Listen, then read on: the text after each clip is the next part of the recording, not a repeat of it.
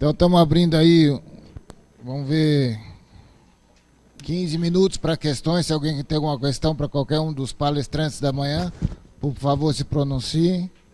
And for the speeches, we are opening for questions. Mr. Ernesto, please.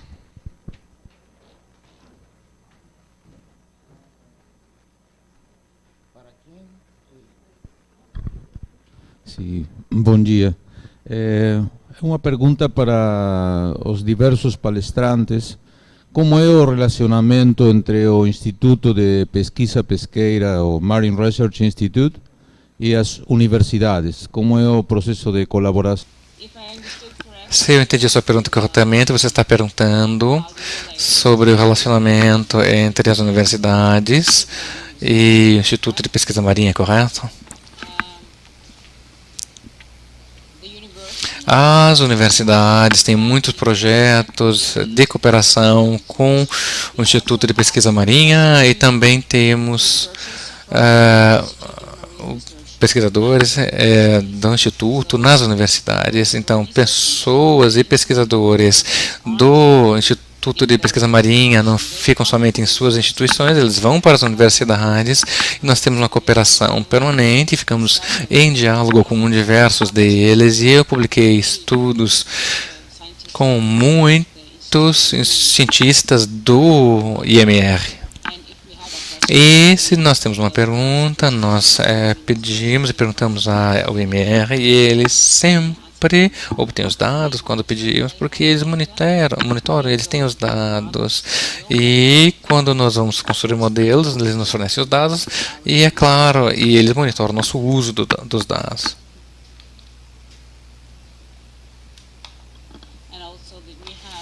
E também nós temos pessoas das universidades que estão nos grupos do ICES, né? Como é que é feita o controle? Por exemplo, em lugares que o desembarque não é nessas empresas controladas igual vocês apresentaram? Aproximadamente 5%, e daí nós temos controles por inspeção. E também nas fábricas, nós podemos inspecionar os veículos e também...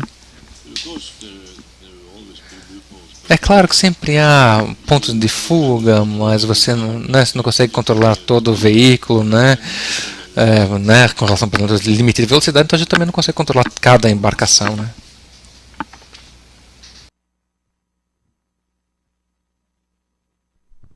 Bom dia. Muito obrigado pelas suas palestras, muito interessantes. Nós ouvimos um pouco sobre a história da evolução da pesca na Noruega, e eu gostaria de ouvir um pouco aonde que a pesquisa e a pesca, em que momento a pesquisa e a pesca se encontraram de forma mais efetiva, e como houve esse financiamento, esse investimento na pesquisa, se isso veio de parte do governo, isso veio por parte do setor de petróleo, né, e que acabou por gerar todos esses ganhos na indústria pesqueira norueguesa. Mas em que momento e de que forma esses dois setores, produtores e pesquisa e ciência, se encontraram?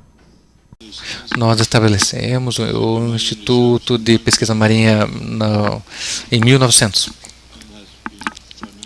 E ele foi financiado 100% pelo governo desde esse momento de fundação.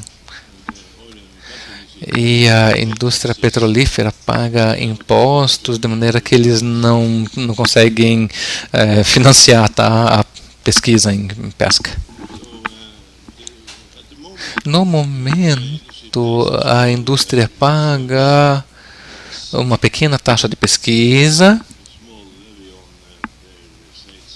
né, que é relacionada ao valor de venda, que vai para um fundo para a indústria especificamente, voltado para projetos de pesquisa, mas a principal pesquisa é financiada por fundos governamentais.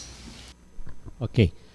Por gentileza, eu queria, se possível, que nos fosse mostrado, como é que se deu a renovação da frota pesqueira na Noruega, no que diz respeito à modernização da frota, se foi estabelecido um plano estratégico de renovação da frota, se houve investimento de governo, enfim, como é que se procedeu, né, a modernização da frota pesqueira na Noruega?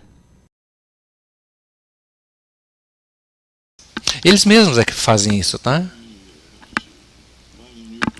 Eles compram um barco novo quando tem fundos para isso. Nós tínhamos esse sistema de empréstimo subsidiado por governos, mas hoje é o mesmo sistema de empréstimos para a indústria pesqueira que existem para outras indústrias. Mas tudo isso tem que ser em termos comerciais. Então nós não dizemos que temos que renovar a frota um X% por ano, tá? Né? Se eles pudessem pagar, todo pescador ia comprar um barco novo. Então, se eles tiverem dinheiro, eles compram até quando não precisam. Né? Seria a mesma coisa aqui, né? Eu gostaria de acrescentar que, historicamente, nós usamos subsídios para construir novas embarcações e nós temos um banco da indústria pesqueira e na década de 40, 50, 60, esse banco dava umas taxas mais baixas para a indústria pesqueira do que para o mercado, mas o governo aboliu esse banco em 1970, mais ou menos, tá?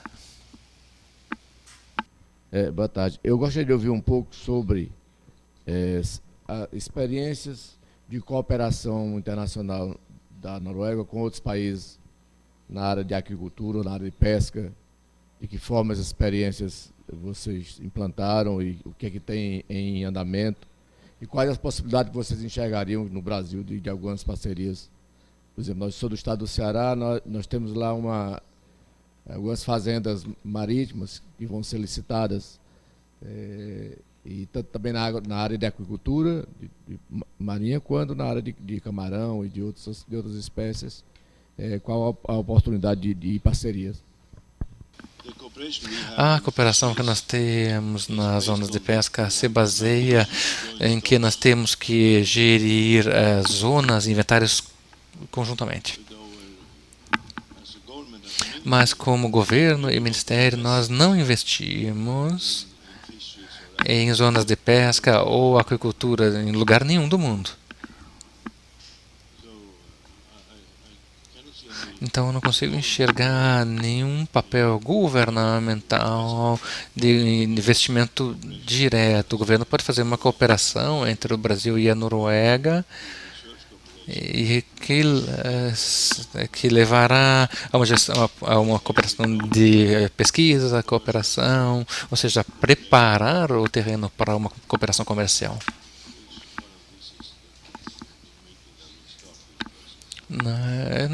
Eu acredito que esse tipo de reunião aqui seja o que inicia esse tipo de processo.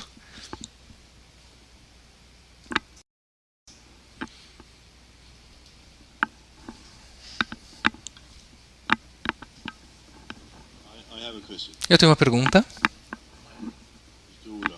para o Ula. Muitas vezes se diz que seria errado, porque novos pescadores tinham que comprar suas licenças de entrada e tem que comprar de pescadores que conseguiram e receberam esse direito de graça, porque eles já estavam lá quando o acesso foi fechado. Qual é a diferença entre isso e o estabelecimento de direitos de propriedade nas fazendas em outros países? Em que, primeiramente, quem chegava antes colocava 4 pedras, dizia que era meu, mas um dia, se eu quisesse virar fazendeiro, eu tenho que comprar, né? Comprar daquele que conseguiu de graça. Qual que é a diferença, Aula?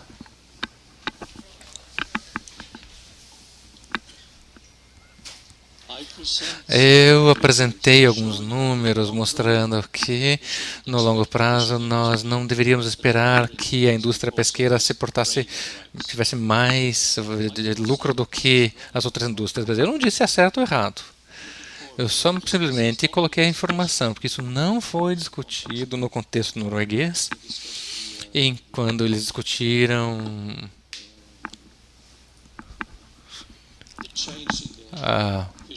as oportunidades na pesca. Muitas vezes isso é discutido por políticos e pela indústria pesqueira que teria que fazer tal coisa para aumentar o lucro na indústria pesqueira, mas essa é uma objeção. As indústrias atualmente, no longo prazo, não têm um desempenho melhor, mas para a sociedade é melhor se menos barcos tiverem a mesma quota de vários navios como anteriormente. Mas aqueles que receberam essa cota de graça, como tendência no longo prazo, eles receberam esse presente e às vezes eles acabam usando esse presente, né, para excesso de investimento, tá? Mas eu não disse que isso é errado, tá? Eu no Ministério era encarregado quando a gente fez toda essa questão do fechamento do acesso e nós percebemos que era a única solução politicamente viável. É claro que nós gostaríamos de começar do zero, mas como havia pescadores e direitos de uso estabelecidos, nós não vimos qualquer outra maneira politicamente viável de fazer isso do que dar àquele que já estava lá o direito de fazer isso no sistema limitado àquilo que se fazia no sistema aberto antes.